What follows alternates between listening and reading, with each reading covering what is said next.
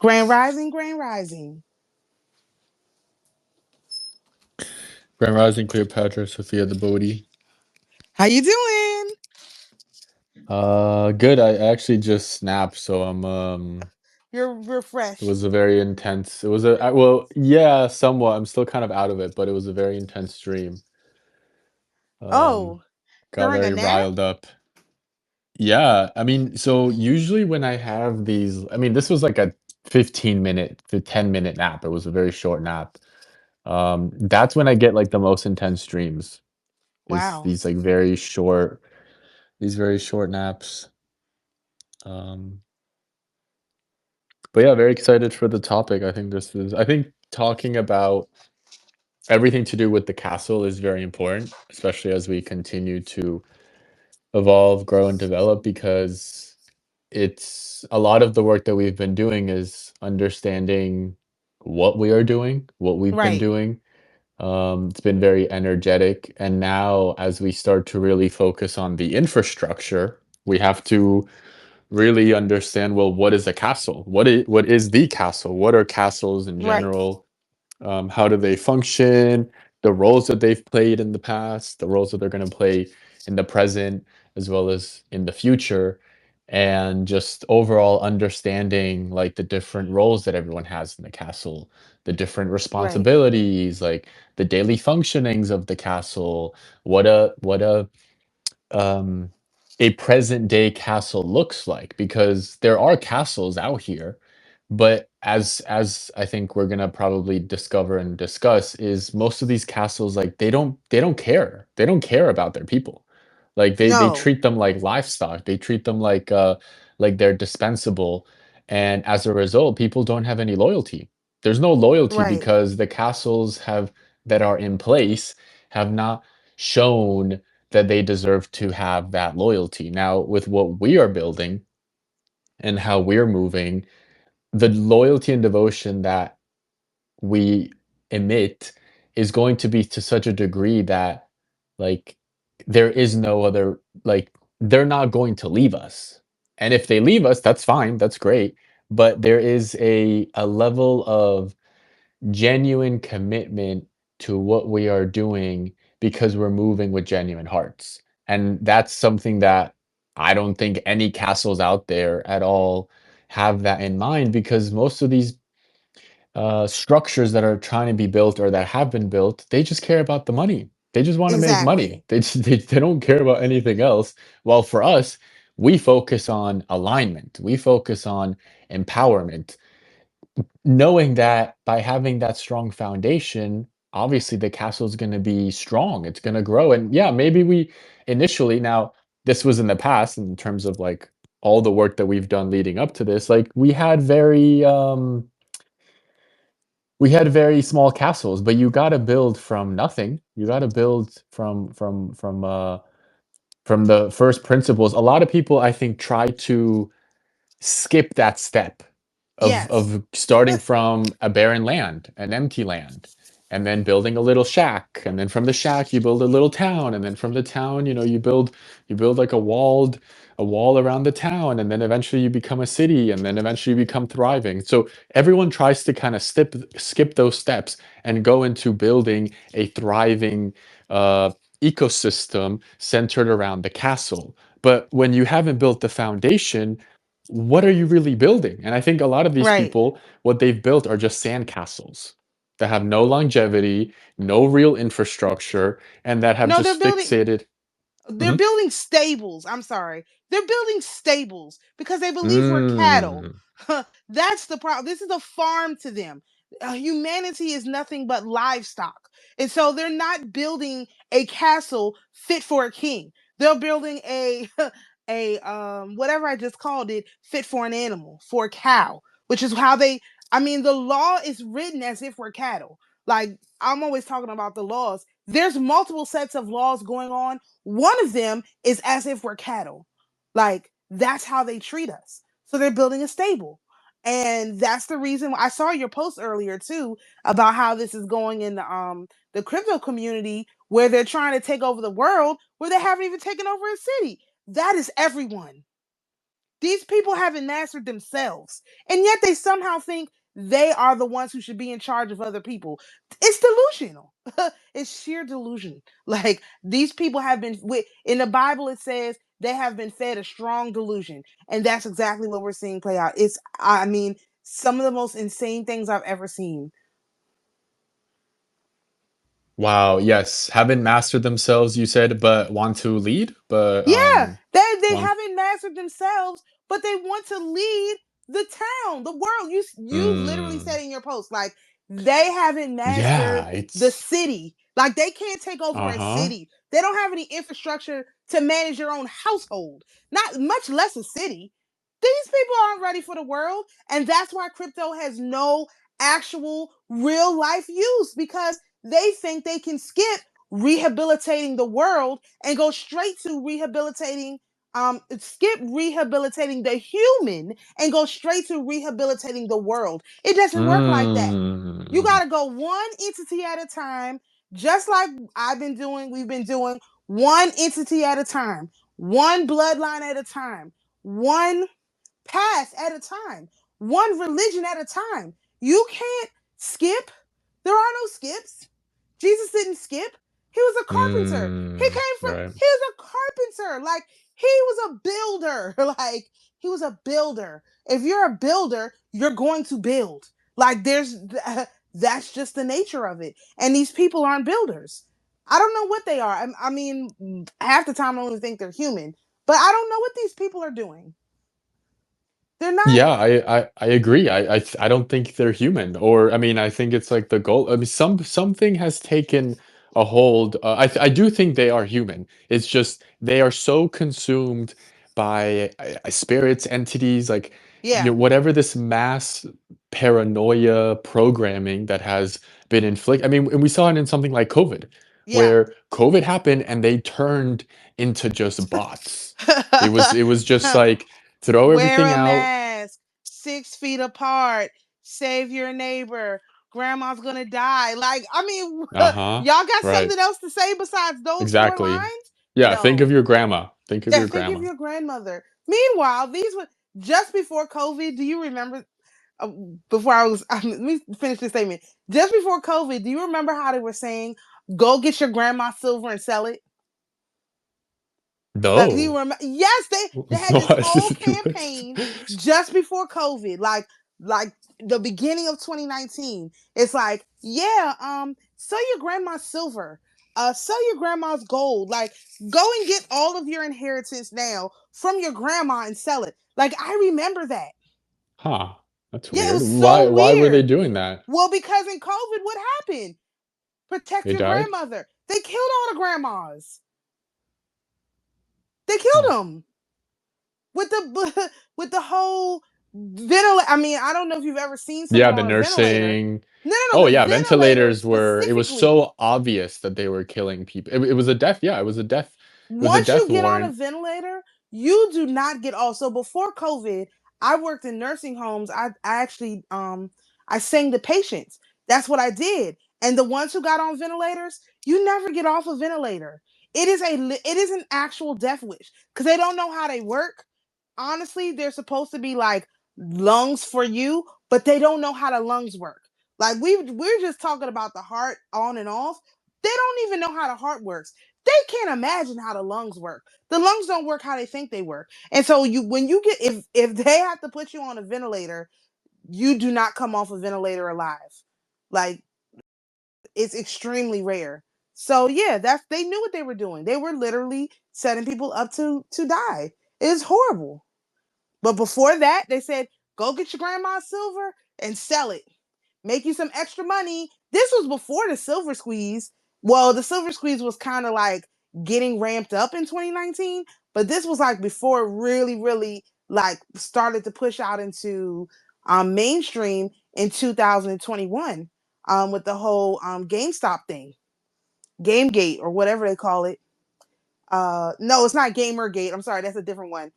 When they had the GameStop thing when the price went all high and all of that. So um these people have forgotten first principles.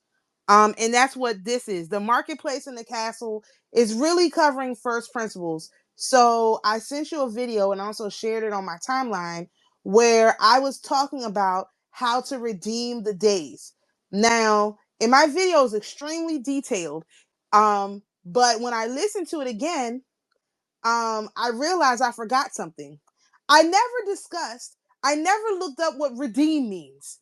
Now I did another video where I talked about redeeming because in the story of Ruth, um Boaz was her redeeming kinsman, meaning Boaz was the one who could redeem um well basically who could redeem Ruth because Ruth was married to Naomi's son, and since the sons both died, uh, in order to preserve the bloodline, um, whoever took over Naomi's property had to also redeem her bloodline, i.e., marry Ruth. And because Ruth was a Moabite, which again, I talked about this briefly, there was no method of conversion in the Old Testament. So there was no way you could go from being a Moabite to being an Israelite. It just there was no way that could happen. And as a result of that, um that's the reason why the first redeeming kinsman did not want to take Naomi's property because he thought that if he married Ruth, that it would mess up his own inheritance. So that's why Boaz, he wasn't worried about that because he saw the character of Ruth and he knew that her character was one as if an Israelite. And therefore, he took on the possibility that his own property would be removed from him. He was willing to take that risk because she was worth the risk. And so when it comes to redeeming in general, I I miss this. Like I've missed this the whole time. Redeeming is not just transferring, it's transmuting. It's taking something that is potentially bad and transmuting it into something that is good. So, how this relates to the marketplace in the castle or in the empire, because the empire is a castle. We are building a giant castle with multiple parts, but part of it is going to have, of course, the marketplace. And it's going to be digital, it's going to be physical, it's going to be all over the place. One of the things that we have to do is in this process of redeeming this country, America, and restoring it to its former glory, is that the monetary system has to be redeemed. And so in my mind, how I've been thinking about this up to this point was redeem just meant, okay, if they just put us in charge of it, that's enough of a process to redeem. But that's not how redemption works. If you think about the McDonald's Monopoly game they just had, um, in order to get the little Monopoly puzzle pieces, you had to what? You had to go and buy one of their products. And then in order to redeem that, you had to in the past you just took the little thing in, but now they had for this one, they had everything online. So you just go and add it to your digital cart or scan at the store, and then you're able to redeem, which is receive something new from something else. Like that's the redemption process. So for the empire, our redemption process is going to be very much similar. We are going to have to clean this monetary system and not launder. Let me just say that for the feds who are always listening. We're not talking about laundering the monetary system. The banks do that just fine, okay? We don't need to be in the laundering business. We're talking about cleaning. We're talking about making it holy. We're talking about consecration. We're talking about enchanting. That's what we're talking about. In order to do those things to the current monetary system, what we cannot do is receive money from this system and go spend it. That is not how it works. That is only going to create more of what we don't want. So I've been trying to figure out why I haven't been able to accomplish anything. Well, all I'm doing is taking their money and going and spending it. That's not how it works. It just doesn't work like that. When you if you have something that's cursed, if you have a cursed object, and I learned this, of course, from the story of Moses, but I'll tell that in a minute. When you have a cursed object and you put it around other objects that aren't cursed, now all your objects are cursed. Any good quote unquote magician knows that. In the story of Moses going to get the tablets for the Ten Commandments, um, while Moses was gone, Aaron was left in charge. And so Moses was one day late, and his one day being late caused the mixed multitudes that came out of Egypt with the Israelites to go off. These people were like, Moses not coming back. He's never coming back. He's dead. We need a God. Make us a God. We need one right now. And so I do believe this in the book of Jasher or in the Nag Hammadi, either one. Um, Aaron received some objects, cursed objects, from the magicians in the mixed multitude. And because he receives these objects in the wrong hand, when he goes to build them an idol, it comes out as a golden calf. And so these people start worshiping the golden calf. I mean, just all kinds of debauchery in relation to this golden calf. And so when Moses comes back down the mountain one day late, he sees this going on, and this man flips his lid. He literally takes the golden. First of all, before he can even deal with the golden calf part, the creator is getting ready to smite the whole earth. He's like, y'all niggas ain't learned nothing. We already had a flood. Let's go ahead and fire y'all out of here. That was the plan. But because Aaron is the one who made the mistake, Aaron made a sacrifice that kept the creator from destroying everyone. Okay.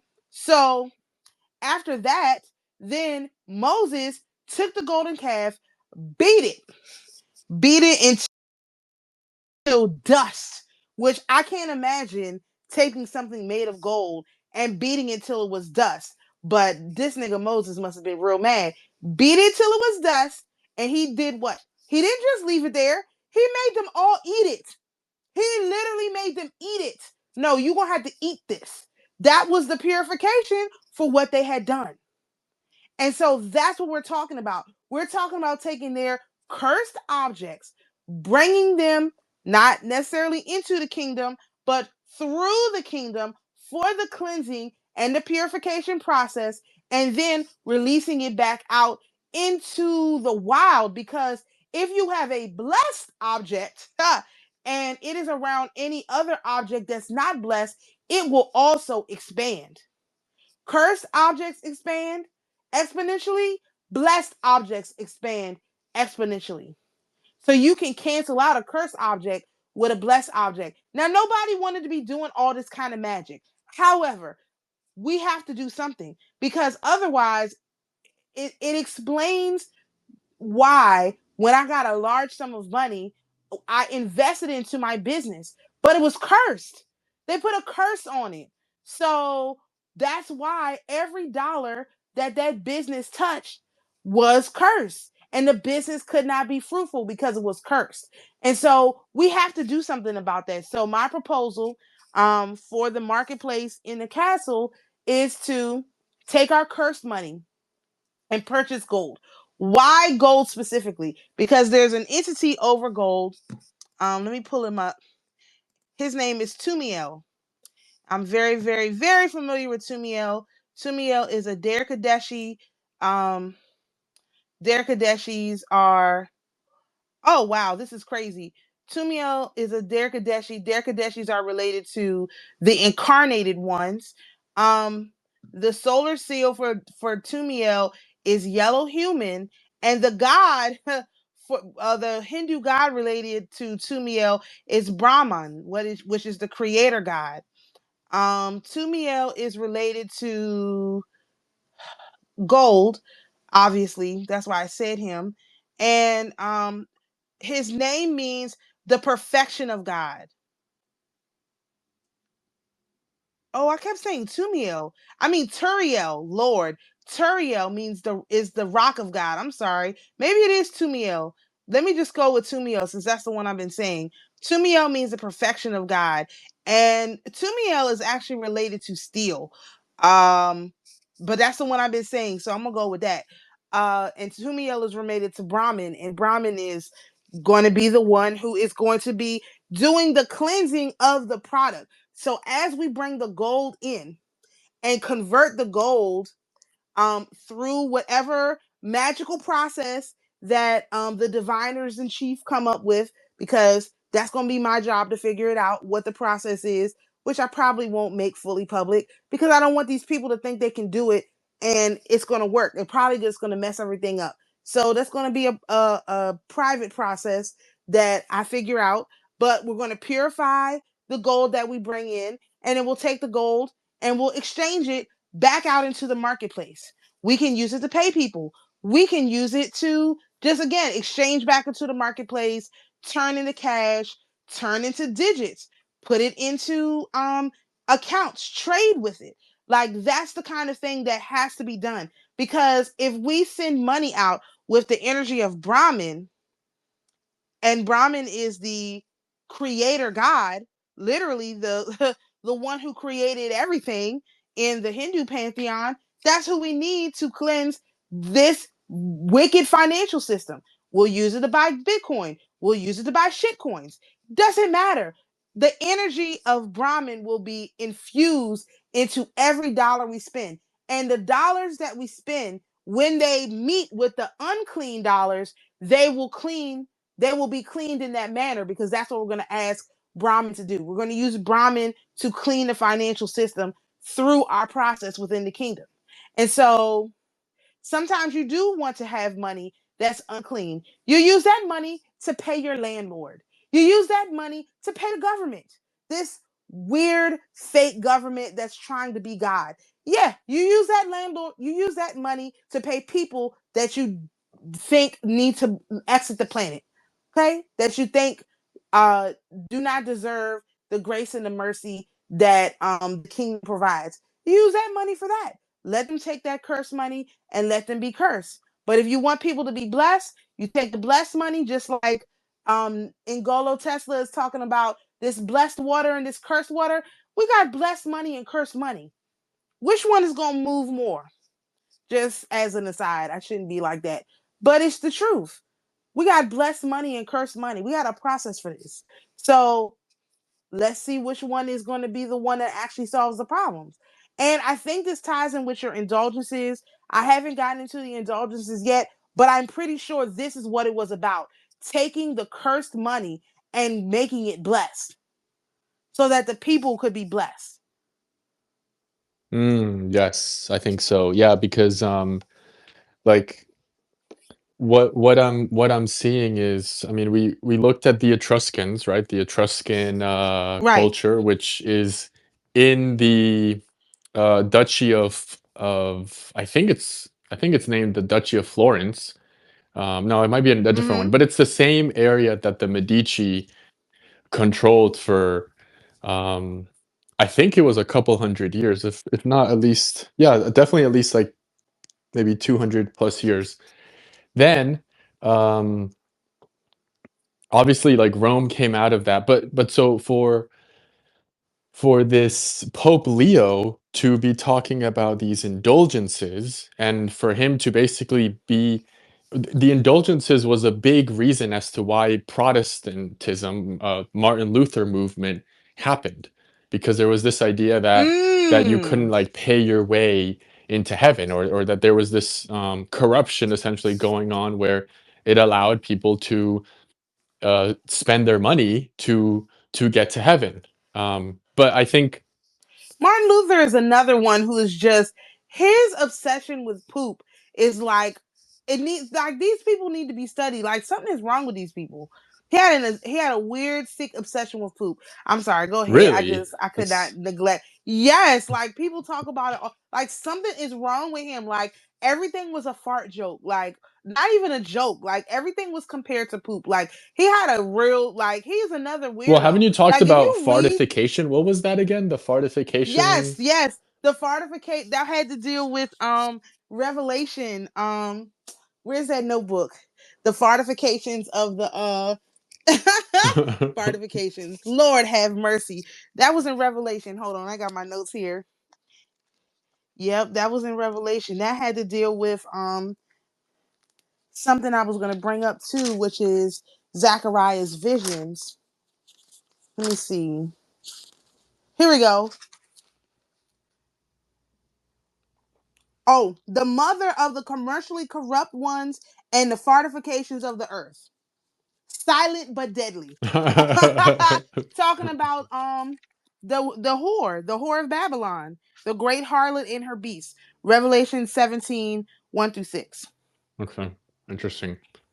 Um, Yeah. so with Something was wrong with these people. oh yeah, I mean all of these people, it's very clear.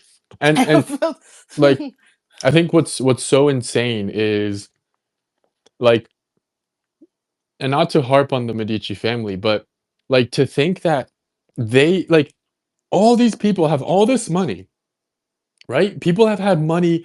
I mean, now more than ever, the quote unquote elite have all this money. Why are they not bringing forth the new Renaissance? What like, and it's crazy that one family basically had to.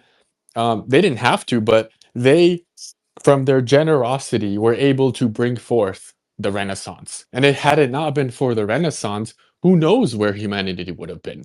Like who knows where the development of Their money's dirty. They're trying to figure out how to clean it, but they're going to all the okay, wrong people yes, right. because they don't really want the money to be clean because they want to still be in control of it. See, clean money has to go into the hands of those who earned it. And Mm, that's what I was talking about in my video about redeeming the days because if time this is the thing.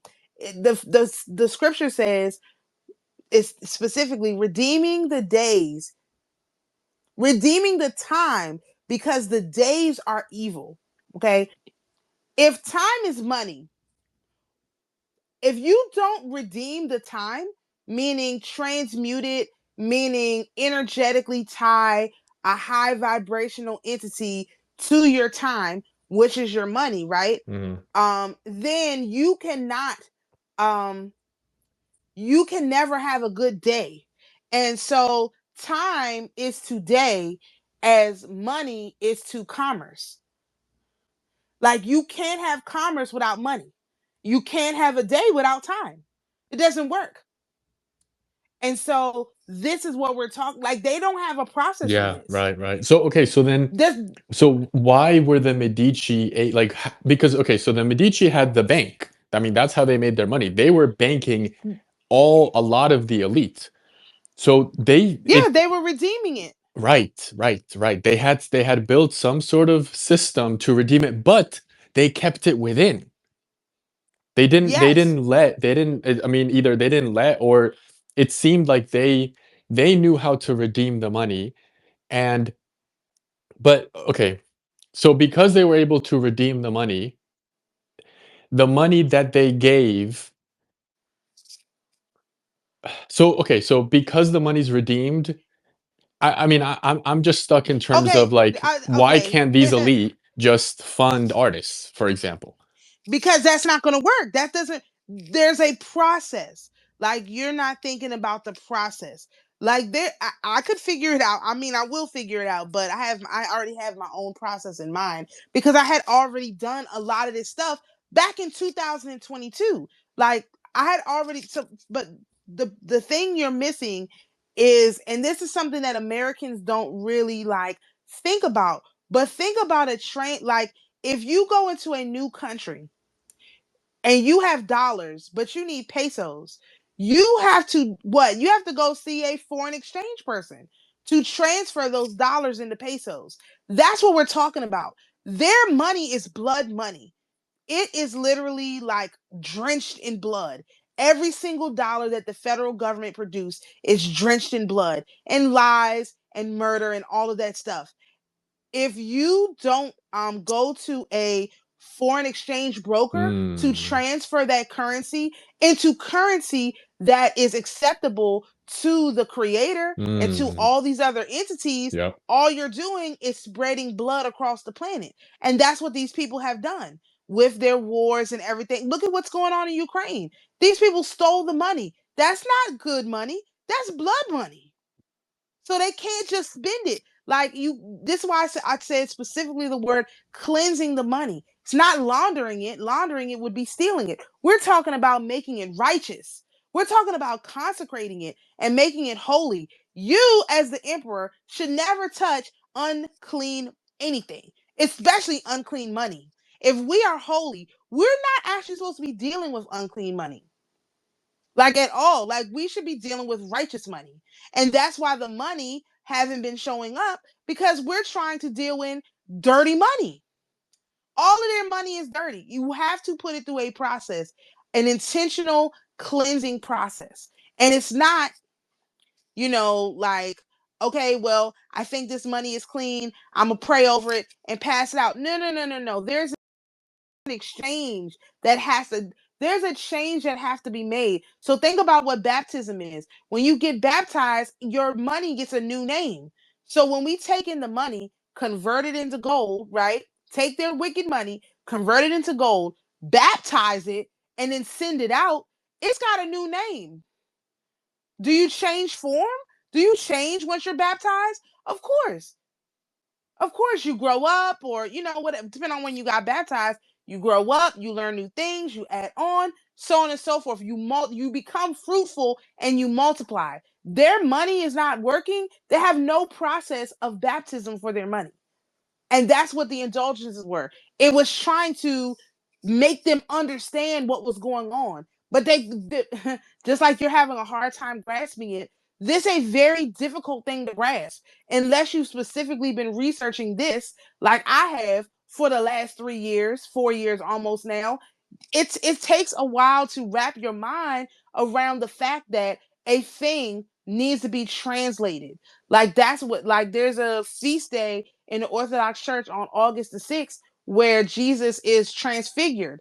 That's what we're talking about. We're talking about transfiguring this money into money that is shining so bright that the creator can accept it. Because as long as it's blood money, it's dead. There is no life. Yeah. Yeah, and it makes a lot of sense because if you really look at society right now, it's dead. It's like there's Yes. no innovation. I mean, Nope. all they know how to do is just build machines for war. That's Yep. literally, I mean, that's most technology It's has weaponized. purely come, yeah, has purely come from basically the defense industry. So Yeah. it's there's no innovation because the money that is being accumulated is dead. Right. And they what they can only do with the money is just continue the the misaligned broken system that has been able to permeate throughout the world. So Use it for what more we death. Specifically, use it for more death. Death begots death, and life begot life. And what we're talking about is taking something dead and turning it into something alive, which they cannot do. Only Oh we wow, can do yeah. that. Yeah. No, and this, I mean, this is okay, this is getting a lot more complicated than I thought. I mean, it's simple, but It's it's very simple. um It's not, it is complicated. Like I said, I have been researching. So let me go back in my story. In 2022, when I found Bardon's books, The Invocation, or what I think it's called, The Invocation to Ceremonial Magic, something like that. Initiation to Ceremonial Magic. When I found those books and I started reading them, now I had, like I said, turned them over to this Hebrew Israelite boy, and he ran with it. Had no idea what the books meant, nothing, like absolutely nothing. Encoded it all in the ley line, all of that. I didn't have to do that. He did that. Okay. So, but while he was doing that, which I was like, don't you think you should like do some research before you just start spewing this stuff into the ley line? It's cool. So while he was doing that, I was doing my own experiments. I started with using the moon to contact the spirit intelligences of the earth sphere, because the moon is at a, this is how I found this out. The moon is at every degree in the zodiac over 30 days. And so if you need to get something, by the time you start it and by the time you get to the end of 30 days, you can come into contact with that entity to get that thing done. That's that process. But when you're trying to figure out when something is going to be at a certain degree, that's when you find out, oh, sometimes the moon is at 1 degree for 15 minutes. Sometimes the moon is at a degree for an hour and a half. It's in the sign, it's in every sign for about 2.5 days. So when you know specifically what you're trying to accomplish, because again, this is what I was doing. I knew specifically what I was trying to accomplish. So I would see, okay, what I need is at this degree. So what I did was I looked for when that degree was going to happen, and then I did a little, like a mini ceremony when the moon got into that degree to try to figure out, to try to get whatever it was I was trying to get. Very, very serious magic I was doing now. Had no idea what was going on. It's very serious. And so for almost 30 days, I did this. But I wasn't doing it with um only certain degrees. I was doing it with every degree. I was doing it with every degree. So if it was in the sign for 15 minutes, I had to come back in 15 minutes. If it changed signs 3 times during the night, I was up 3 times during the night. I wasn't sleeping. Like, I was like, no, I want to figure out who all these entities are, because if they're supposed to help us, I need to understand what their energy is like and how they work. So in the process of doing that process, I developed another process to connect with those entities that was much easier, using the date of birth, my date of birth specifically, to because when you're born, it's like all of the degrees in the zodiac are incarnated into you. And so you can use your date of birth as a time to connect with all of the energies in the whole zodiac. So that's how I use it. So, in the midst of doing my research with that, I had the idea of that I wanted to get paid in gold, specifically in gold. And so I was like, okay, I want to get paid in gold. Now, how do I do that? What would the process be? So I developed a treasure box, for lack of a better way to describe it. I designed it, I made it, and it has a bunch of sigils on it and all of that. And so the day I made that treasure box, that very night, now mind you, this was not a week later, no. That night when it was done and I set it on by my bed, that night I had a dream. In the dream, what I asked for happened. Like, I had asked for gold to be delivered to my door every week or something like that, and I would just pick it up and bring it in the house. So, because I didn't know whether I was working with elementals, angels, or what kind of entities. So that's just what I asked for. So in my dream, one of my friends that was staying with me at the time, he knocked on my door and he was like, "Oh, you got a package?" And I opened the package up, and it was a bunch of like um trinkets and um glassware, stoneware.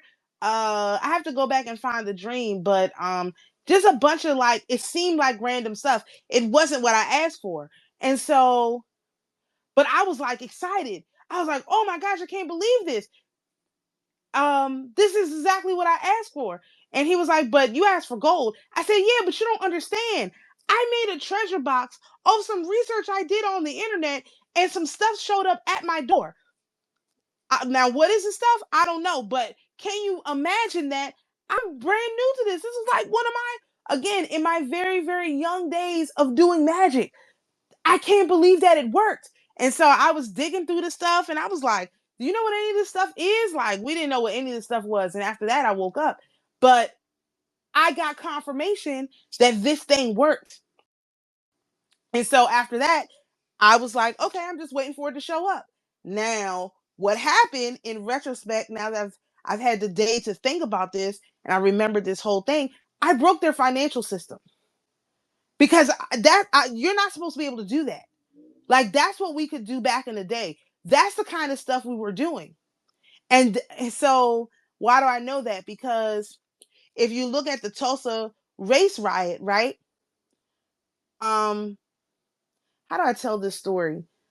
Basically, not to talk about the riot part, but after once the riot started, what happened was there were some bad actors in the group. They were British. They went house to house, took all the valuables out the house, and burned the house down because they thought that they did not understand what kind of magic these people were doing. Now, to them, it might not have been called magic again, or rather, the term that is the old English term is called Galder. So they may not they just may sound, oh, this is just what we do and this is just how it works. They may not have thought it magic, but to the British, they're trying to figure out, well, how do these people do all this stuff? Because what they never talk about the Tulsa race riot is that within 3 years, everything was rebuilt. Everything that was destroyed was rebuilt within 3 years in Oklahoma, where the terrain is not so good.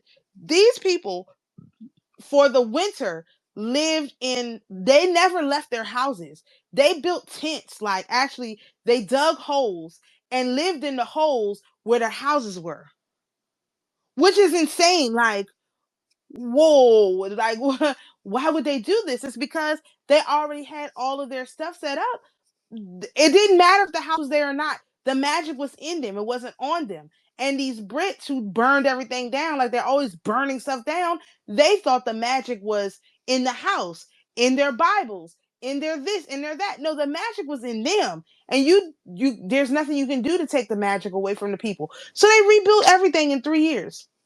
It was just totally rebuilt. So when I did this thing, I broke their system. This is why you have, and this was in 2022. This is why you have Kamala Harris coming out late 2023 after we had canceled all. This is before we canceled the contracts. This is before we did any of the stuff. We had done a fast. I told you, starting August the 1st, that went through um the day the Queen died in 2022, which was um September the 9th, to take back the kingdom. And so when we did that fast, we got the kingdom back. They just didn't expect for us to know how to run the kingdom. They thought, okay, well, these Negroes got this kingdom back. They're gonna come running to us to ask us to help them any minute. It never happened. I never went back to them and asked them for nothing because I was like, I don't need to ask y'all. It's not about asking. And I've been saying that since 2022. There's nothing to ask y'all. I don't need to ask. Y'all don't even know how the system works. So yeah, I made this magic box. I broke their system. The next thing you know, Juneteenth is a holiday, and I think that's why the government is now trying to claw back Juneteenth as a holiday. You can't do that. You can't do that. The only reason you're still here is because you're protecting black people. So if you're going to say, nah, we're not going to protect the black people anymore, we want everybody to be just regular old Americans, that's not going to work. I would never accept that. And so they got to figure out what they want to do. Either they want this country to continue on in some form, or the country is done. When we took back the kingdom, we literally took back the kingdom. Now the problem, like I told you, is the guy who took my fast, which it was mine that I called, and then he called one after me.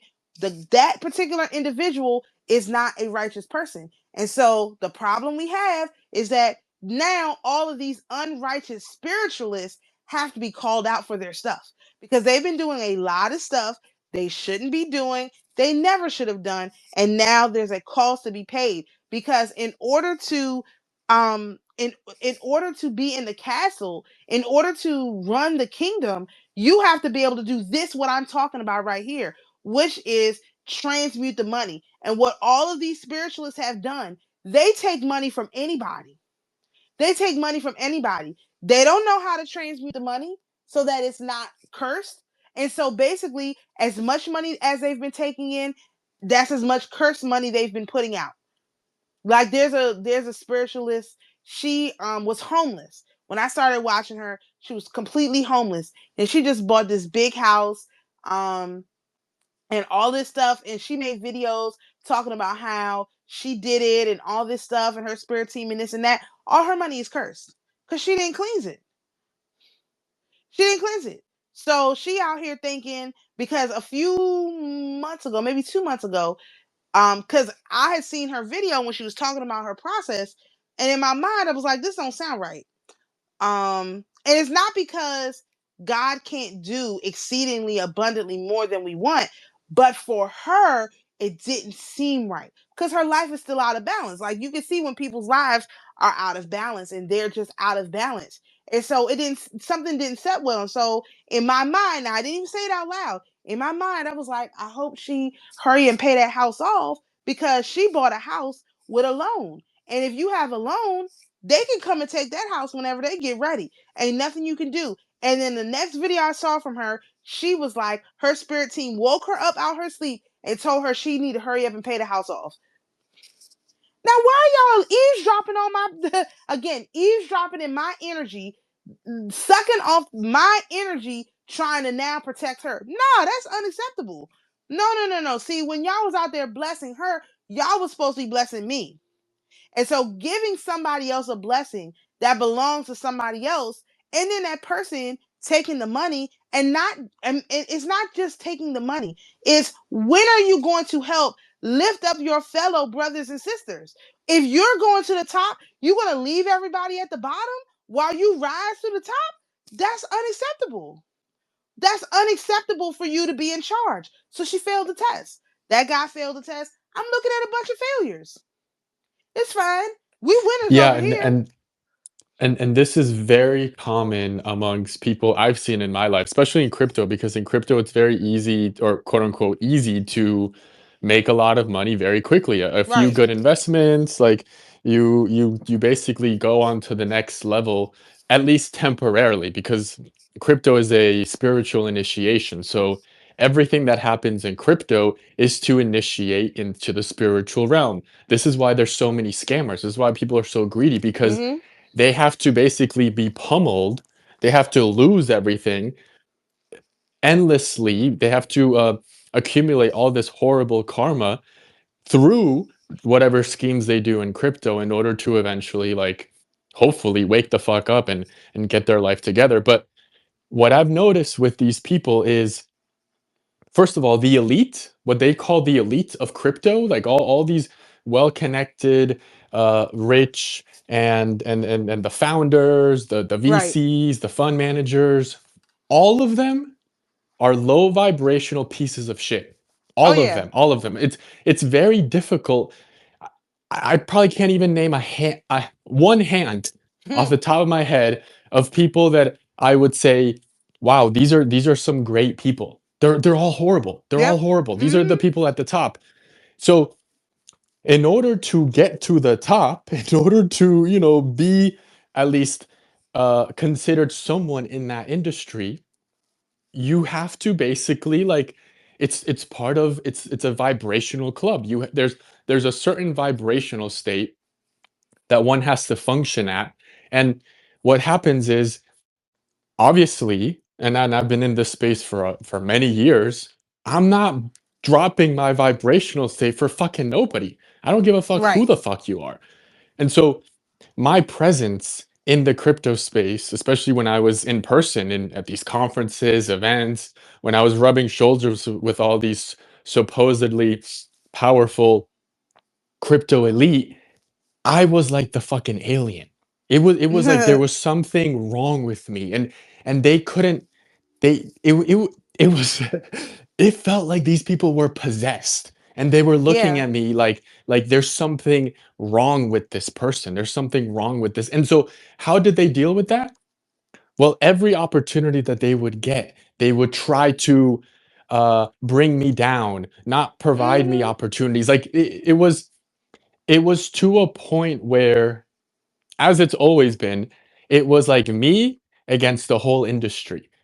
And also, what ended up happening, obviously, I'm still in crypto, but I don't rub shoulders with any of these people because I was getting too close to them.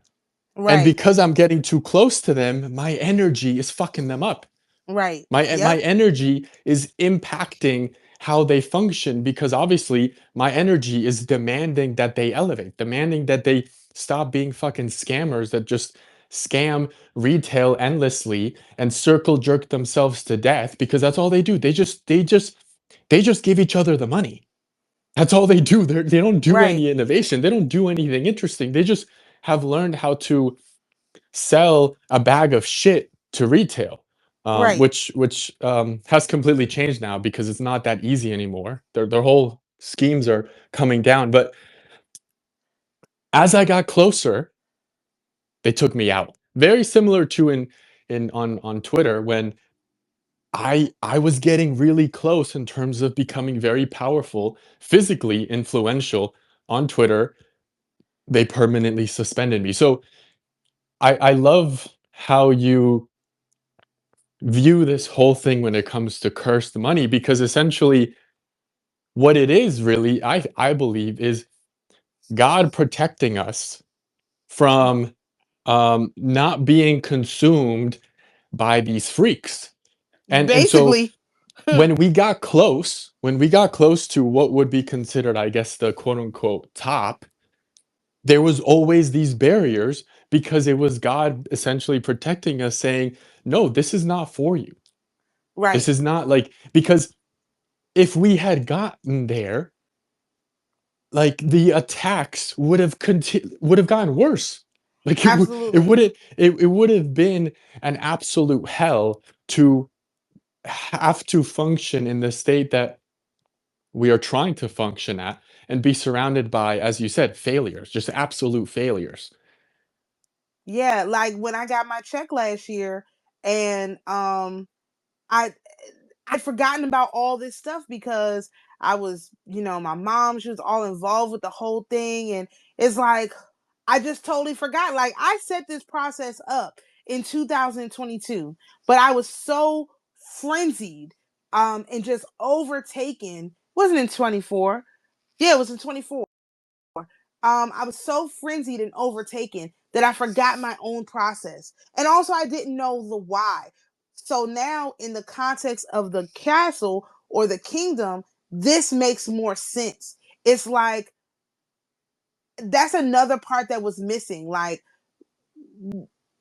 we're again, it's like how you talked last time. We're talking to our as our future selves talking to our past selves. Like the future me knew how much I could Mm. tolerate, right? But they also knew there's a certain time, like even though like we Mhm. want things to Right. happen differently, it still has to follow a certain time. Like you have to check the boxes. That's how I describe the timeline. It's just checking the boxes. There's things that you have to know. There's things that you have to understand, and it has to be done in a certain manner because that's when Mhm. those entities are active. And Mm. that's what it has to do. Like every entity is not active all the time. Some are, but even that is not exactly how it works because the time differences between the realms. So if you watch one of my extended videos, or just in general, when I talk about the timeline, I say I say the day in Mount Olympus, I say the day in American Shore, Eastern Standard Time.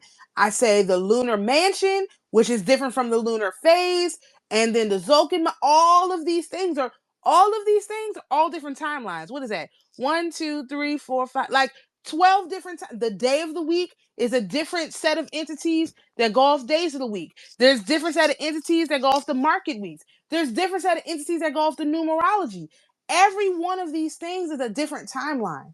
And so if without having a timeline synchronized, you can say it's very difficult. I mean, it's more easier for your future self to communicate with your present self if you have the timeline synchronized. And I think that's why the more vivid dreams, the information is coming really fast, everything is lined up because now they know what stage you're at and what entities are active.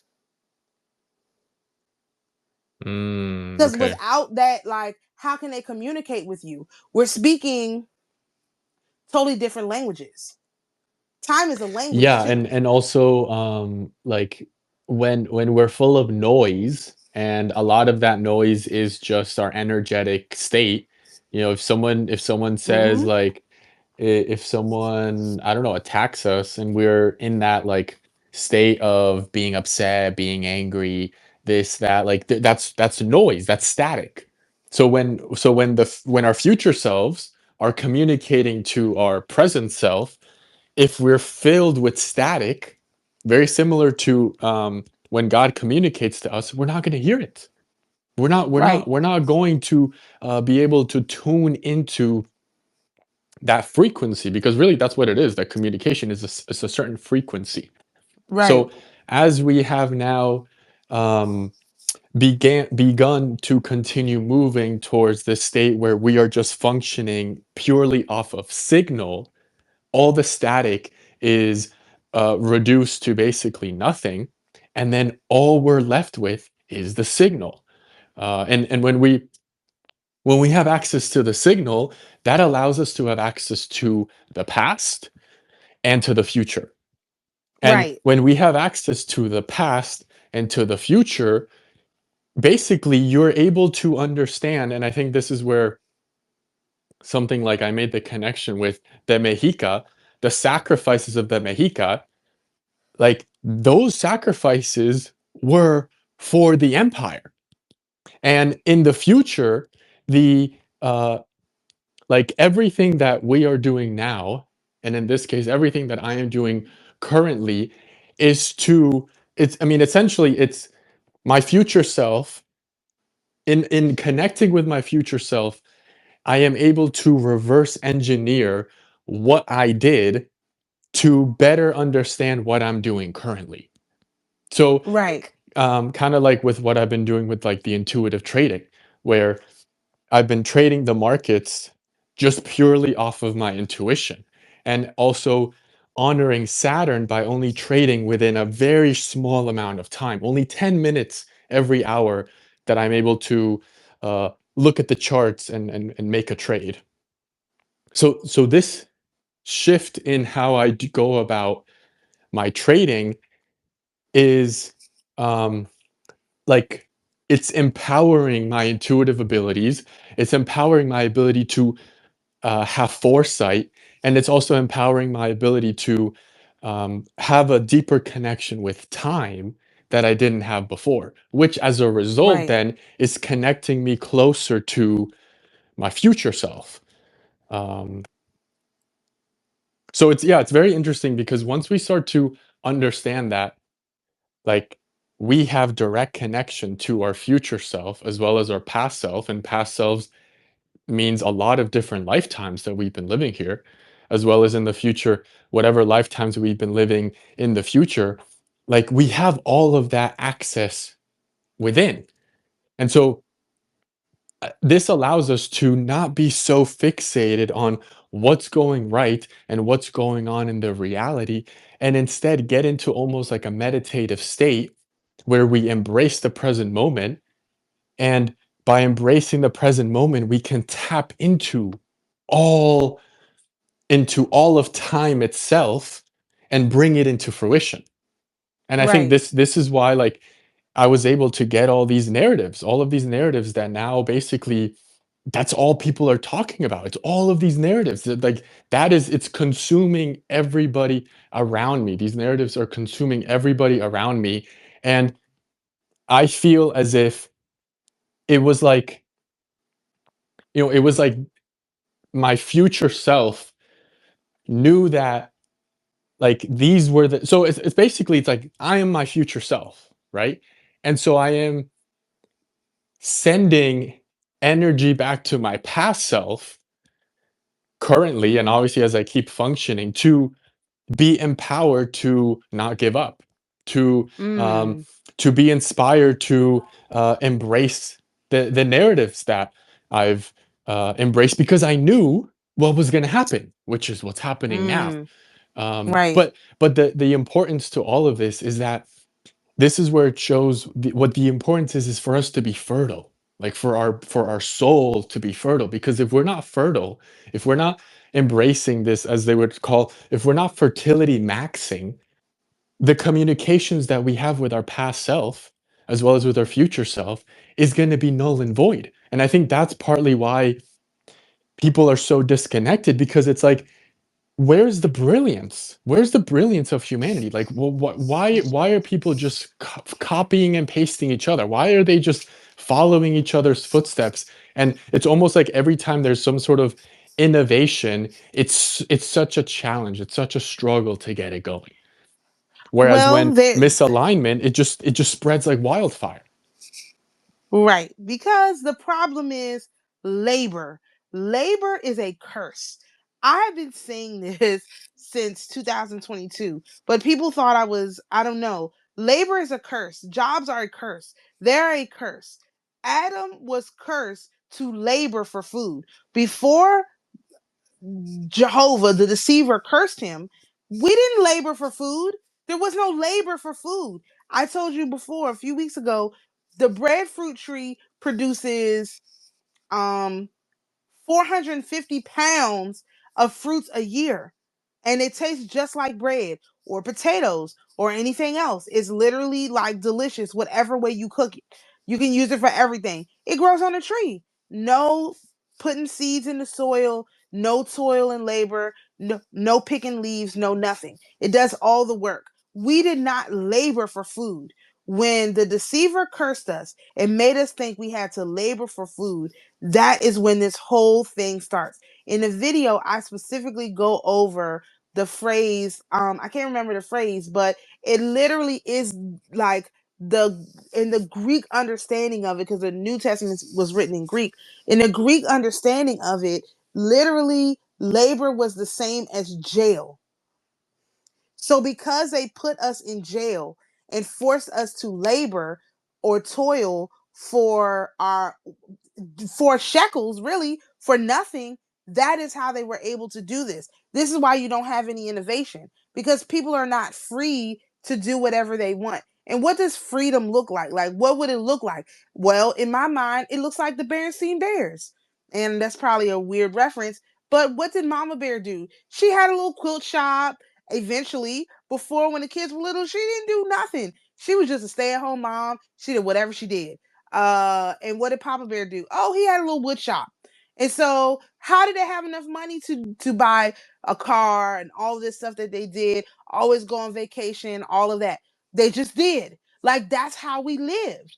And really, the Berenstain Bears. That's why they did such a huge psyop on that with the name, because they wanted people to disassociate from that whole line of stories, because it taught morality. It taught great wisdom, which is very lost on most of today's children, um, unfortunately. But yeah, that's what freedom would look like. It's not that you don't have a job. That's not what it is. Or you don't work. Let me put it this way: it's not that you don't work. It's that you spend your time doing what you want to do. You're not laboring for wages. You're doing what you love because you love it. And if you make a profit, that's great, you know? And if you don't, that's unfortunate. Maybe one day. A lot of the greatest artists and composers and stuff, they died penniless. But they did what they loved every single day of their life.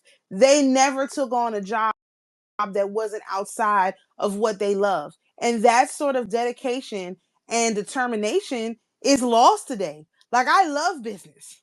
I would do business and business related things and talk about business, specifically talking to people about how to start their own businesses and be successful, coming up with marketing strategies, looking at how other people do their businesses. I would do that all day, every day. You would never have to pay me for that.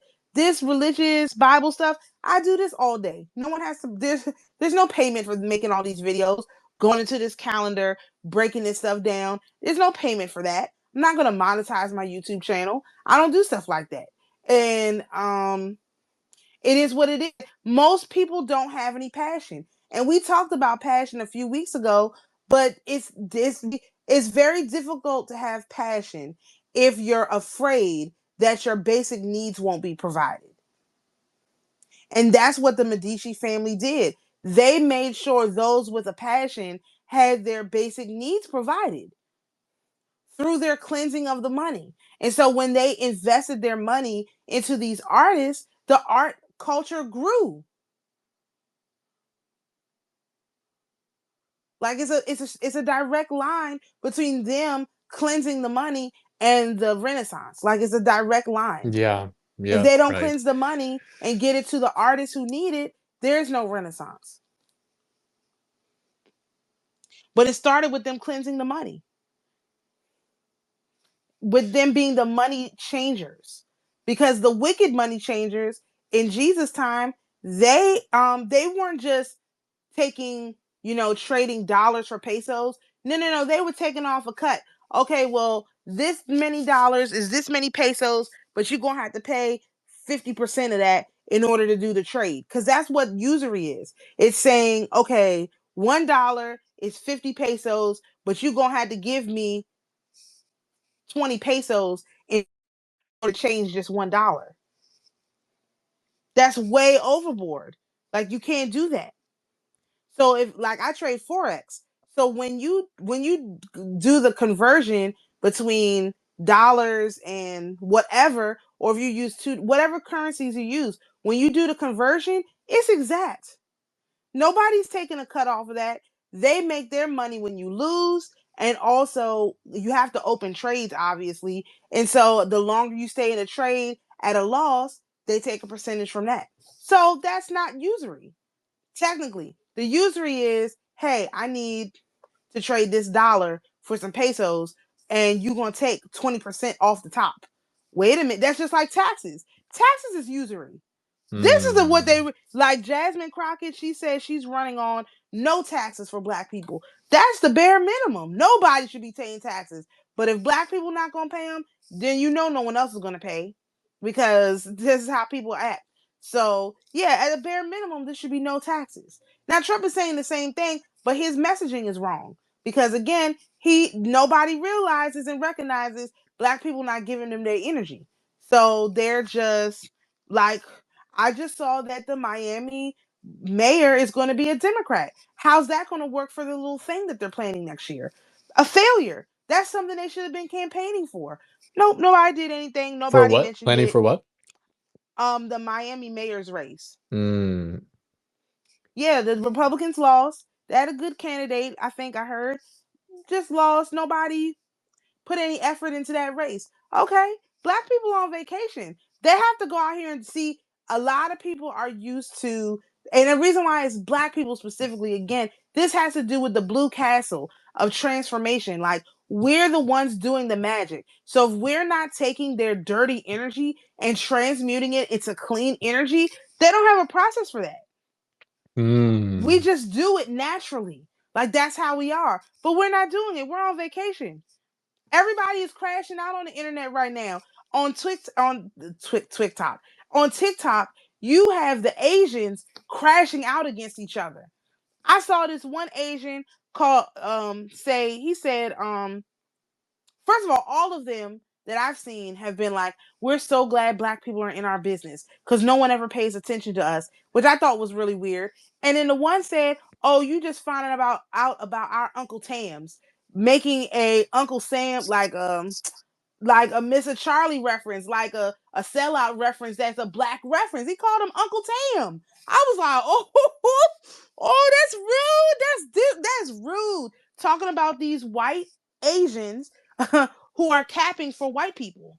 They're like the only Asian in the friend group, and that's their identity, is being the only Asian in the friend group, having no respect for themselves and their culture, and just selling out for the first white man that comes by. Like, they are calling these people out bad. And black people Mm. are like, "Ooh, that's not on our business. We ain't getting into that." So on and so forth. But at the same time, we here to watch. Like, we're not gonna let y'all go too far, but we're not gonna stop y'all from doing this healing, because what some of the Asians are saying is like, finally being able to discuss this stuff in public and have a platform where people are listening is therapeutic for them. Because before, if they were to complain about their culture, it would just be like, oh, well, y'all are just complaining about nothing. At least you're not black. Like, at least you're not black. Don't you complain too hard. Like, at least you don't have to deal with the racism that the blacks deal with.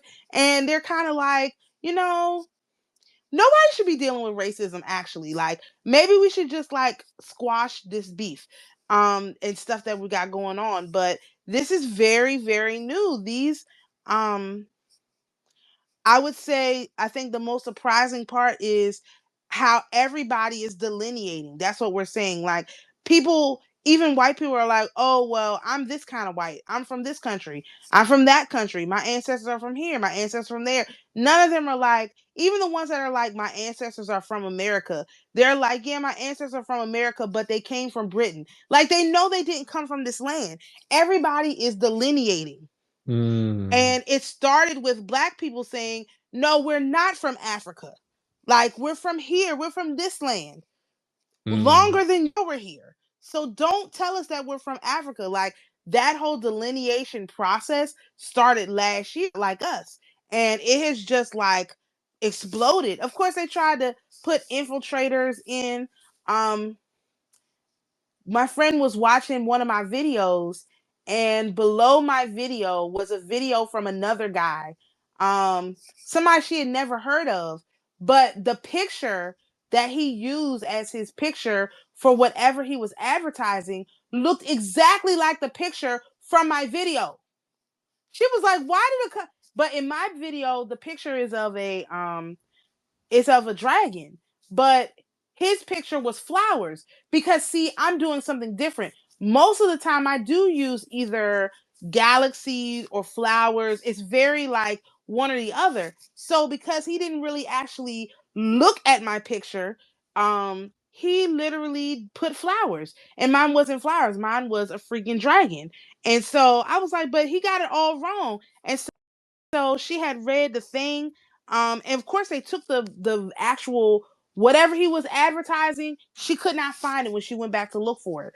But he was talking about the same stuff that I talk about with. He was part of this like the Gullah Geechee tribe or something like that, which they're actually African. So that's neither here nor there. He was talking about like, "Oh, well, I was able to save my house, and these are the things that I did with the court and that kind of stuff." And I was like, "That's not how it works. If they want to take your house, they take it." This is my line in the sand. If somebody comes to me and they say they were able to save their house by doing some sort of judicial process, they're fed. They're fed because I did every judicial process known to man, and I couldn't save my house or my family property. So if you're able to do it with a judicial process, trying to get them to follow the law, that means you're on the payroll, which Mm. is fine. You want to be on the payroll? That's fine. But don't be out here selling people a dream that they can do what you did when you sold out. And that's the reason why the judge backed off of you. Because in my case, the judge did not even read my orders. The judge literally rewrote what the because when you're dealing with the courts, it's insane. The lawyer, the opposing lawyer, writes the motions for the judge. And so the judge just signs the motions. Wow. Oh, it's corrupt. But I don't I don't like getting into it too much. But the judge does not, if you are representing yourself and there's a lawyer opposing you, the lawyer who's opposing you writes the motion for the judge to sign, and the judge just signs it. Like, they just sign it. They don't even, it's not even a thought. They don't listen to you. They don't care. These are gangsters. So this is why I don't negotiate. Again, my long standing, I don't negotiate with terrorists. And they're behaving as terrorists. And so I don't negotiate with them. This is why I don't want to be involved in no court or nothing like that. I'm not taking nobody to court. I'm not doing none of that. I'll take you to mediation, or actually it's called something else, but I'll take you to mediation, and it could be ironed out there. But even in mediation, you have to be careful, because if you don't pick a mediator that's not affiliated with these big mediation companies, because that's something that I did, they also just go along with the lawyer. They don't want to hear what you have to say. If you're a pro se person, they go straight to the lawyer. What does the lawyer say? We side with the lawyer. What? Are you serious? Yeah. They just ignore you. So after having that happen 6, 7, 8 times, for no reason. Now, mind you, I have a pretty good. Everyone who sees my work asks me. Even lawyers are like, "You don't want to be a lawyer?" Absolutely not. Are you crazy? No, I'm not taking an oath to the Queen, to the Bar Association. Do I look like I'm the type of person to take an oath to one of these weird entities? Because the Bar Association is ran by one of these fake gods too. So no, I'm not taking an oath to them. Nah, I'm good. I'll just keep doing my little thing over here. And that's when I figured that out. It's like, no. So that's my new thing. If somebody says I went to court and I won, oh, you a federal agent, bro. Because no person who's an individual goes to court and win. So you got to side eye all of these big court cases where the people won and all of that. No, something else, something funny is happening. Because the judge, look at Judge Boasberg. He is literally a criminal. Like not just him, but he's the most egregious one. He's the one that approved the warrant for them to spy on the Republican senators and Congress people. Plus, he approved all the FISA warrants for them when they were investigating Trump. He's a literal criminal. Him alone approved all of them. And so the fact that he's still walking the streets when he approved knowingly false FISA warrants just lets you know everything you need to know. These are some corrupt people and cannot be trusted. So don't go to court thinking, you're going to get any sort of respect there because it doesn't work that way. I know that was a tangent. I have no idea what I was talking about. No, that was great. Yeah. So okay. So I guess to like wrap this all into a nice bow. Um okay, so as because what I feel is there's going to be a lot of money that's going to be coming in the next few months. I mean, obviously Mm-hmm. it's going to just it's not just the next few months. I mean, it's going to be for the rest basically of our existence. Like Right. the scarcity that was so rampant is going away, and now the abundance is coming in. Like I feel it, I see it, I Yep. sense it. So a lot of money is going to start to flow into my coffers, our coffers. Um, what how do we best start to deal with this money? Well, I mean, it's a very simple process. Take the money that you get, convert it into gold or silver. Convert it. You can buy it online. I mean, I use Scottsdale. They're my favorite company. Convert it into gold and silver.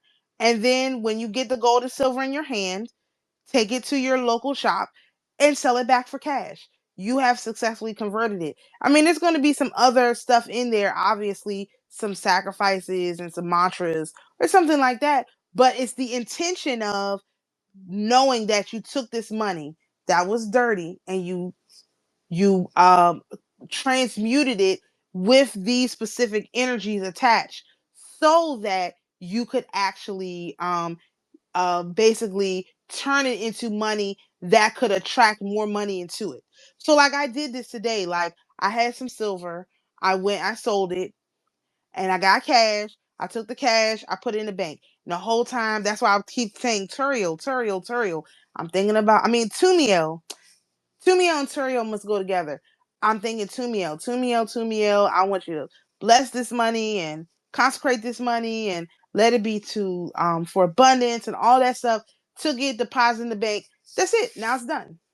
Now it's going to be a longer process, obviously, if you don't have gold and silver on hand. However, that's fine. Like I'm the banker. Like eventually I will have enough where it'll be like, okay, just send me your money and I will send you back money that has been processed properly. And there'll Hmm. be like an exchange rate or whatever. But if I'm the banker, that's what do you think you do when you go to the bank? Yeah. You take your cash, you deposit it into the bank, and what?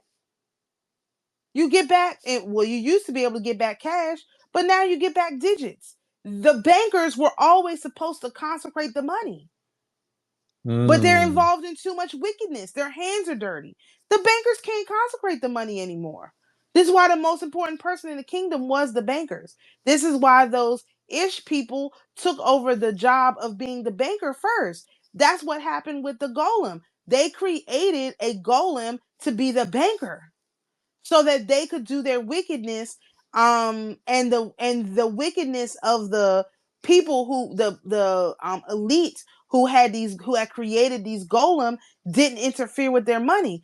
But that's not what happened. Then the golem started to get greedy, and then now you have what you have now. So what I had said in my video, for my reflection for today, was now you have these pawnbrokers and these coin shops. They're going to be the new banks, because when you go in there, they'll tell you if your money is good, if it's bad. They'll give you your cash. They take their piece off the top, which is fine. However they want to do business, doesn't matter to me. And you keep moving. Now, ideally, what we would do for the empire is I would get like 200 gold coins. That's what I asked for. I would get 200 gold coins.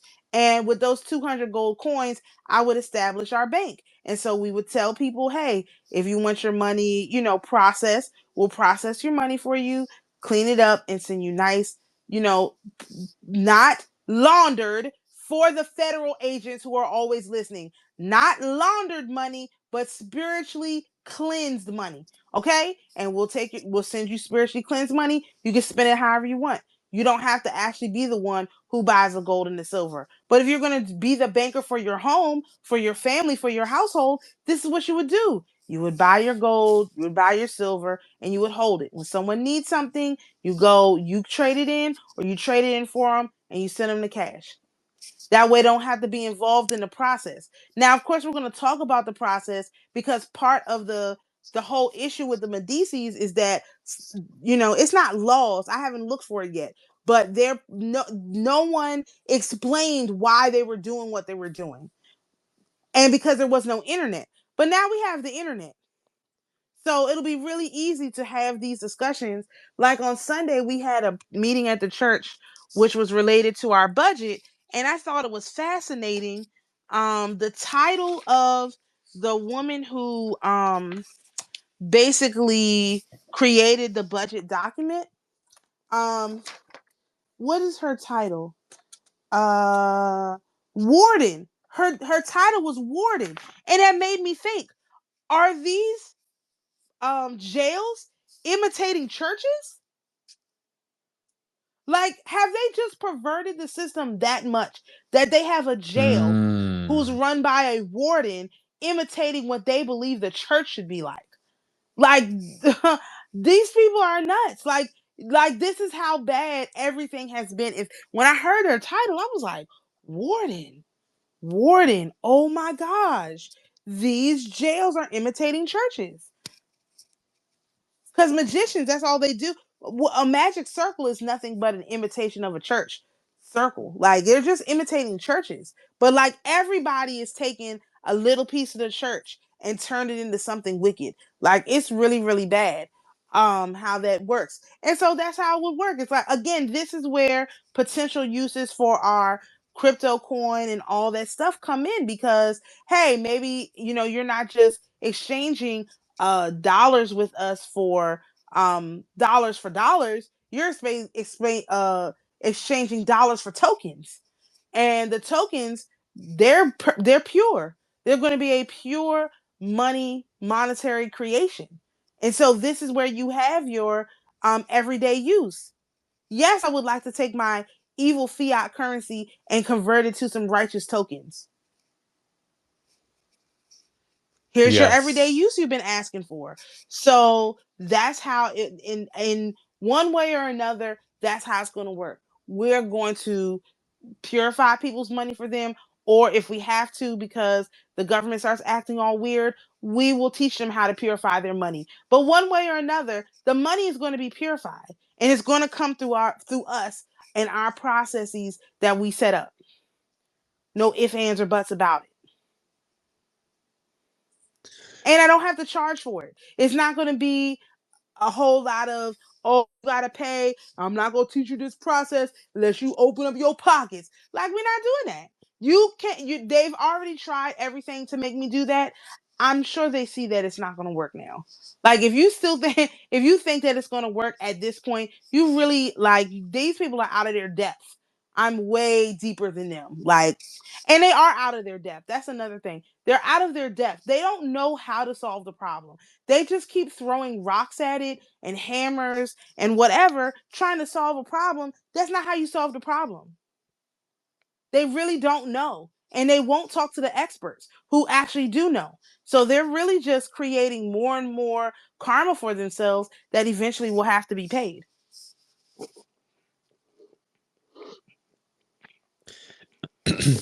So, okay, so I guess going back to, well, okay, so before we finish this part, because I do want to wrap it up with the marketplace, kind of just Mm-hmm. going back to the marketplace, is um, so like how do I best function to not, because as you said, I shouldn't be touching this unholy money, but most of what I do is I trade the market. So, I'm going into the market basically every single day and just taking money from the market.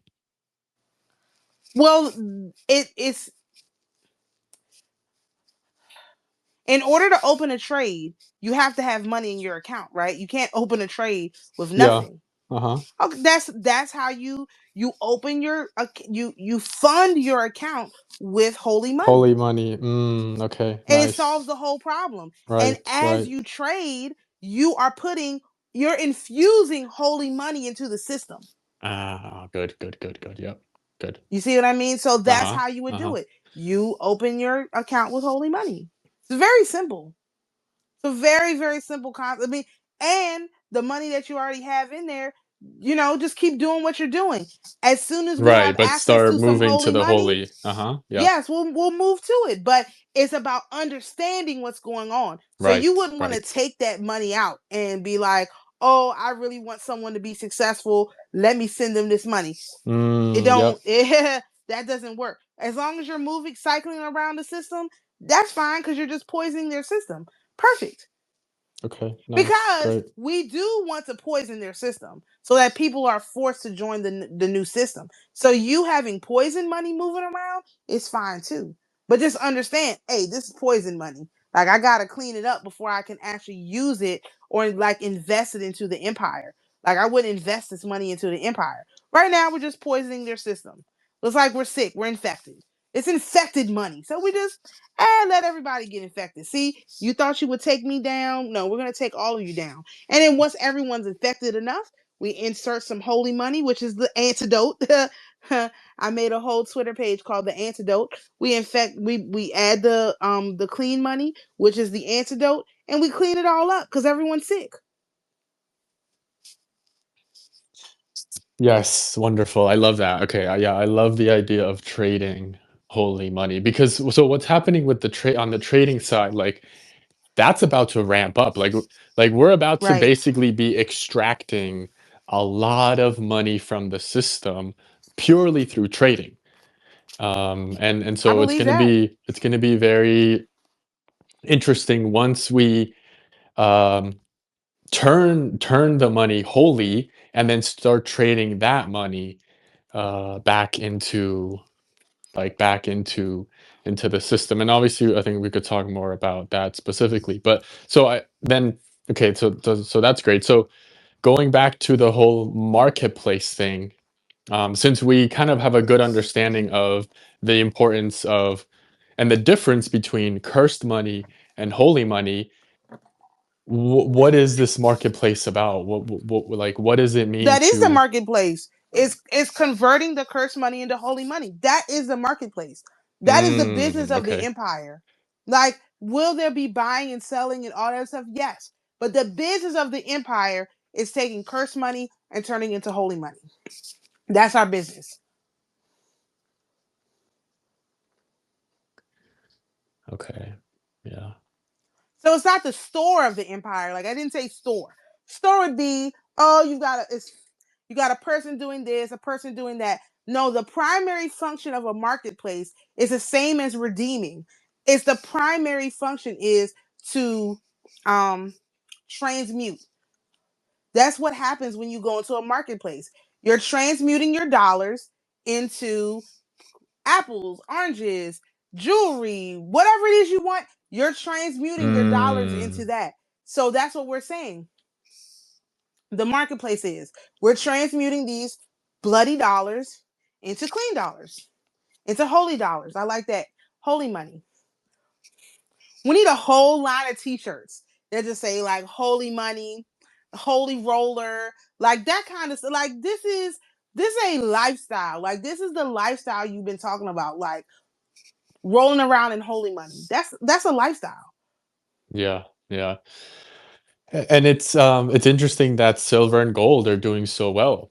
It's like the masses know. The masses are, preparing for I mean, they're Right. basically what they're doing is unconsciously, although they haven't really, I guess, done the process correctly, but they're unconsciously trying to convert the Yes. bloody money into holy money.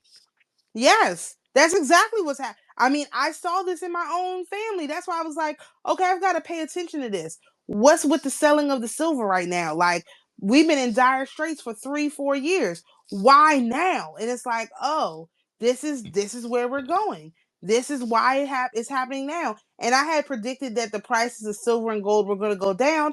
I think they're pretty much going to stay even from here. $50 silver for trading and $5,000 gold for trading is pretty good. It's even numbers. And five is the number of transition. So it's a really good, like, it's really even numbers. It'll probably stay pretty solid around these numbers for a while. I mean, I saw somebody say they predicted it was going to go down, but now that I know what's happening, no, this is easy for people to understand. Like, that's how I know I need 200 gold coins. 200 gold coins makes $1 million. That's exactly what it is. And then, like to be more specific about it, there are banks that deal in gold and silver. So at some point, we'll get to the process where I won't even be storing the money. I won't be storing the gold and silver. I'm sorry, not the money, the gold and silver. I will consecrate it and bless it, and then I'll ship it off to the warehouse and let them store it at the bank, because when it's stored at the bank, then if someone needs something, transfer it over to them and keep it moving. Uh-huh. So this process, I mean, like I said, I've been thinking about this for 3 years. This isn't just like pop up out of nowhere. I just had no idea what it was for. I didn't know Mm. what it went with, like, because it didn't go with my lifestyle and it didn't go with the lifestyle I was planning on living. I had no idea what it was for, but I already did all the research. Like, I Wow. know the bank, I know all this. Like, I have all the information because they'll give you a debit card. Because that's the most important thing, right? Being able to get a debit card in order to be able to function in regular society. Like, you have to be able to spend the money. That's the problem most people who own gold and silver right now have.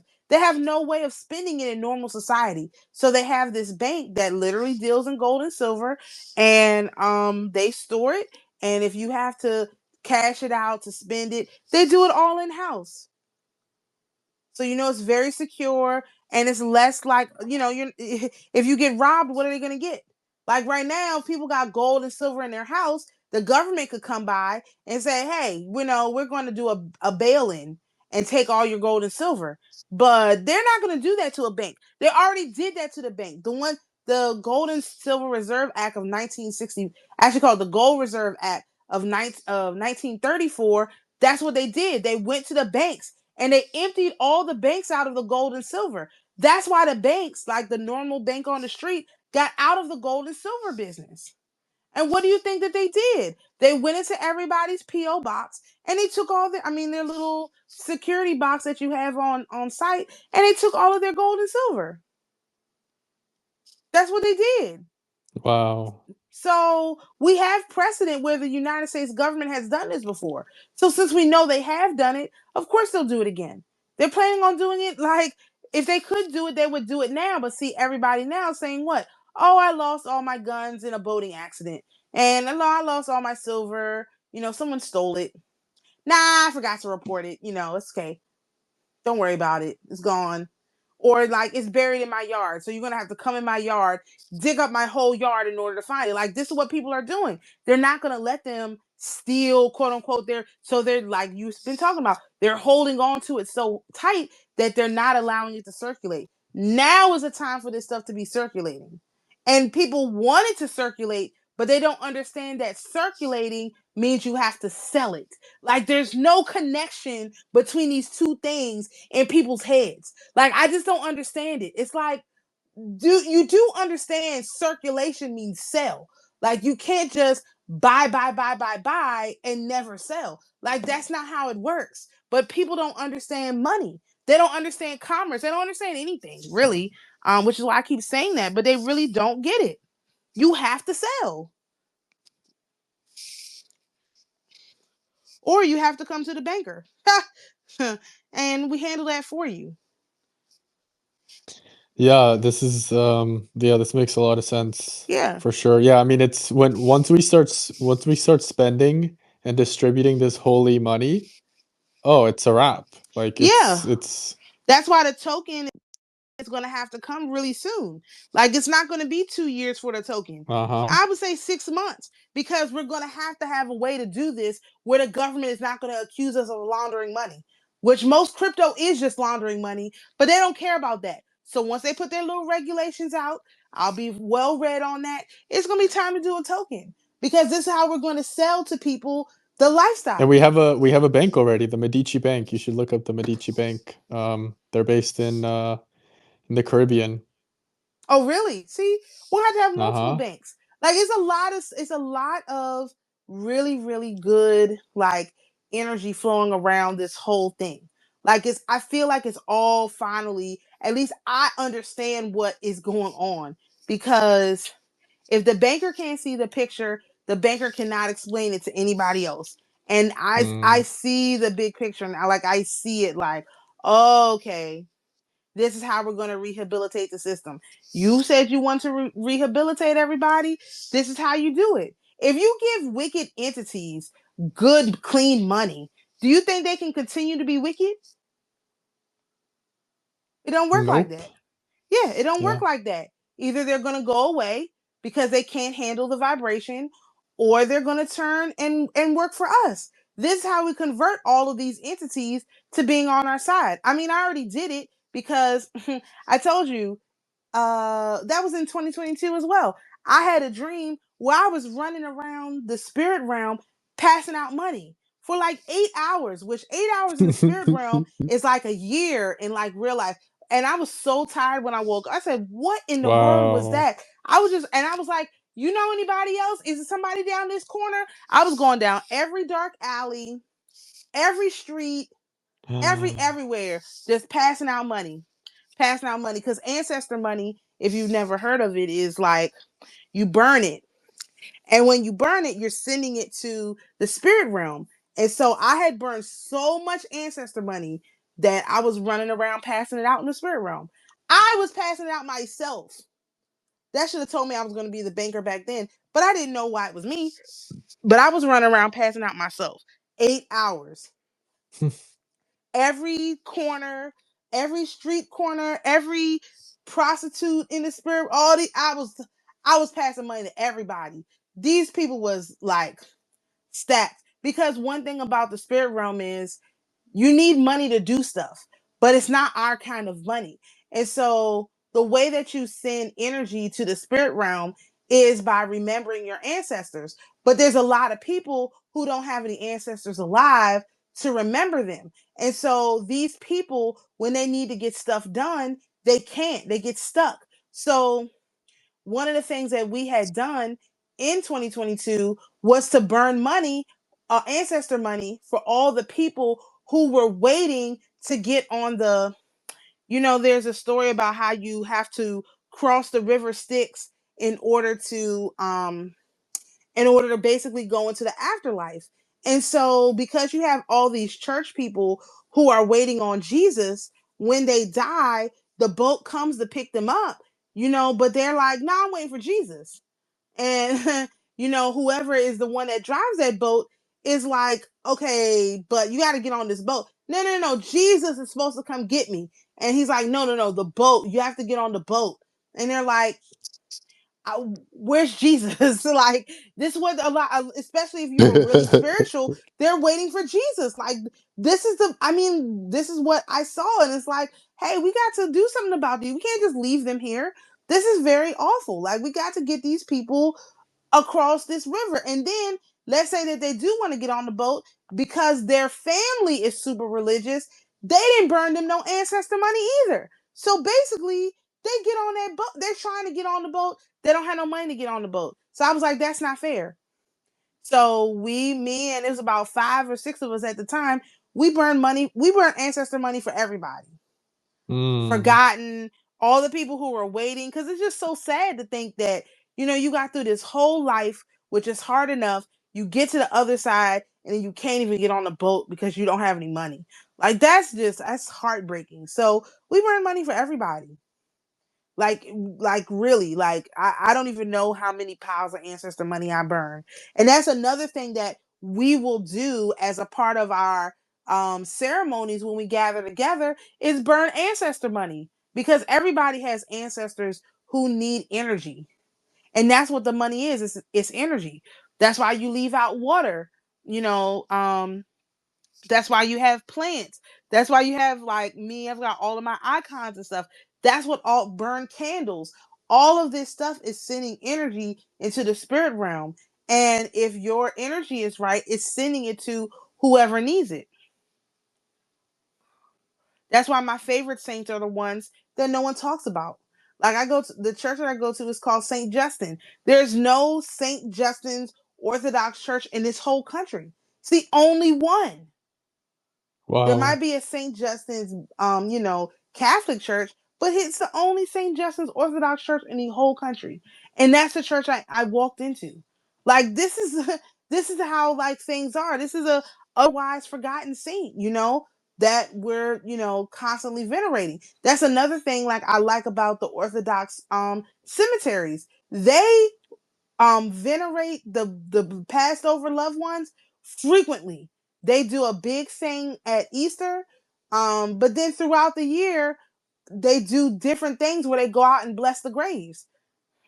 Like, can you imagine? Like, even when your own family has forgotten about you, your graves are still being blessed by the priests and by the parishioners and all that.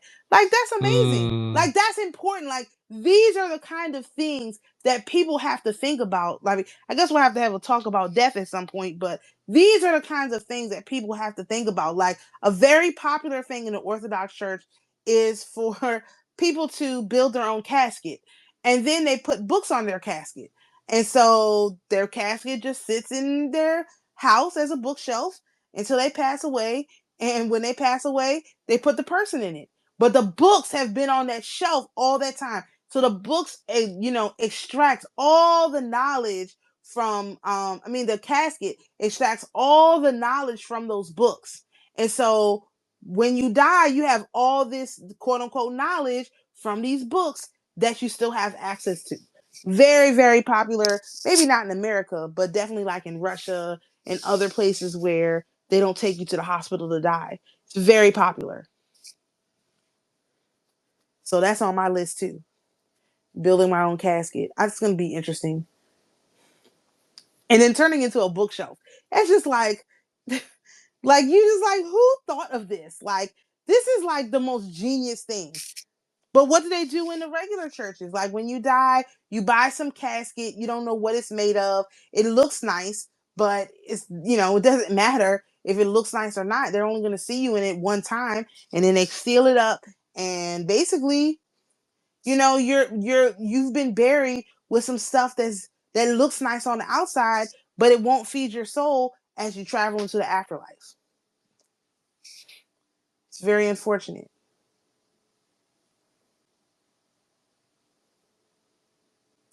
Yes. Yeah. Awesome. Okay. So I think we covered the topic well. Yeah, we don't have to fill time. I'm cool with Yeah, as they say, going a little short. beat a dead horse. Yeah, there's no need. It's I mean, I could keep talking. I could keep talking, but I think like I think there's a lot to think about for sure Yes. in terms of like seeing, because I mean it makes a lot of sense how like every time that I have had large amounts of money, one, I it just slips from my grasp, Exactly. Yep. um, Me too. as well as I'm not so tied to it. It's like I don't really care about it, even though yeah, it Right. might be exciting and this and that, but like it never it never felt real. Now, granted, most of it was like digital currencies, but so that's kind of even less real. But and then lastly, the more recently when I was making a lot of money in the markets, and this was actually a year ago, what I did that time was as the money was coming in, I was just like being generous. I was just giving it Right. away essentially. Right. I was buying a lot of bird food for the animals. That's when I really ramped up my bird feeding, and so as the money was coming in, I felt compelled to give as much of it as possible, and do it with no expectations, with no attachments to it, with no conditions, um, and I think that was great. But obviously, now moving forward and having this understanding of holy money, I'm going to be far more conscious in terms of how I make my financial moves, and then also moving towards making sure that the money that is going towards the trading is going to start to be converted into these physical objects, make sure they're properly transmuted, and then basically grow the wealth from there. Grow the wealth Yep. from the holy money. Yep. That's what's coming. I mean, it's being able to wrap your mind around that. Um, it does take some time, and seeing that process into the future also does take time. But again, as long as you understand what's going on, you'll definitely start to just move different. Like I had a bunch of silver. I was the little silver I had left. I was like, get rid of this. All of it needs to go. Like I don't care if I have to buy more silver at this higher price. I don't care.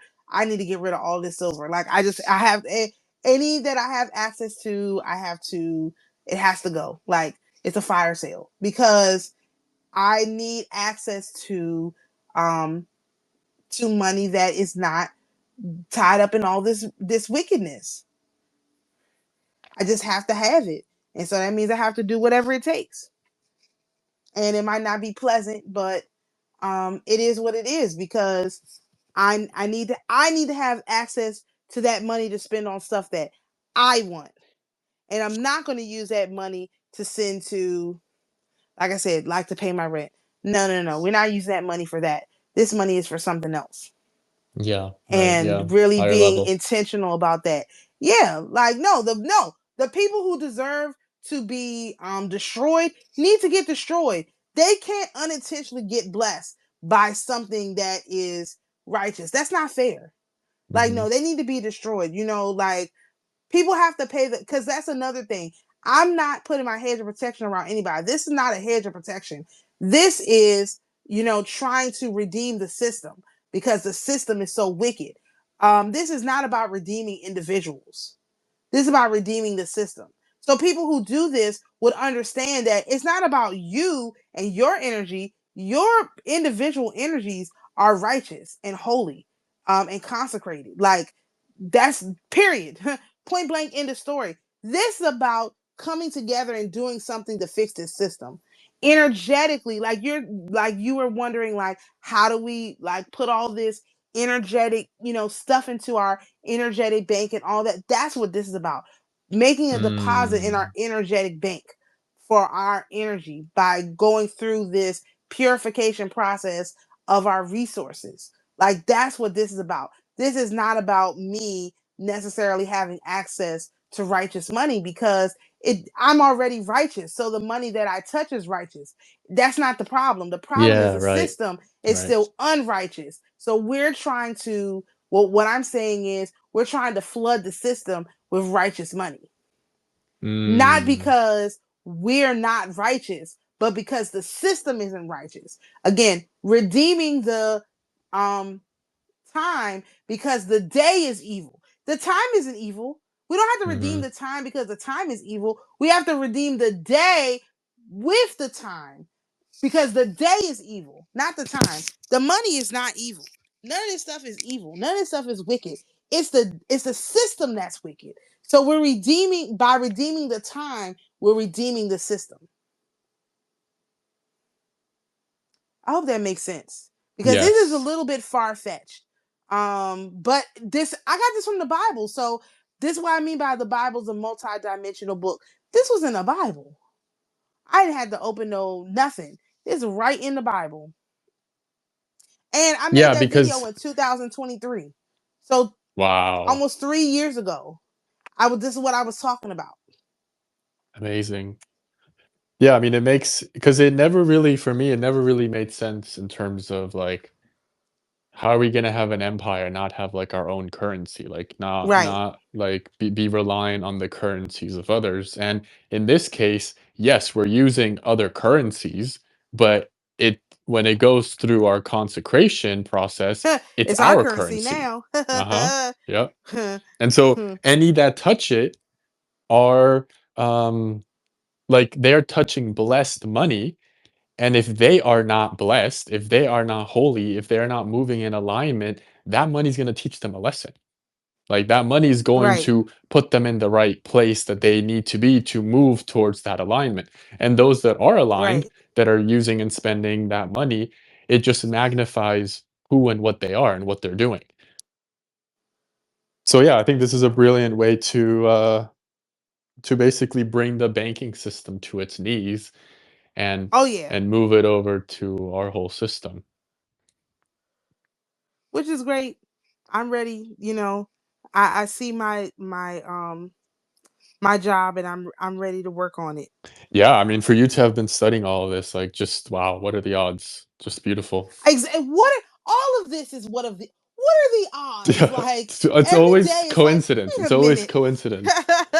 That's what people love to call it. Oh, wow, just what a coincidence. What a coincidence. Like, no, Yeah. there's not a coincidence. It's none of this is a coincidence. Like, Again, we've, an overnight success takes 10 uh-huh. years. Yeah, So right. it looks like an overnight success to you, but it's been a 10-year process usually for these people. Now we're turning that up. We're turning the timeline up. Everything's going to be much faster. People are not going to have to go through Yep. the 10 years of purification because Uh-huh. that's what we've been going through since 2022. The Yes. system was already switched over. We just weren't purified. So we've had to go Mm. through this purification process. That's how I would see the difference between a bloody money and a righteous money. Like if I weren't purified, and this is true because I had a bunch of money, it all looked the same to me. Didn't even occur to me that it was different. Even in 2024, after I had done all of this stuff, it still didn't occur to me that the money was not righteous.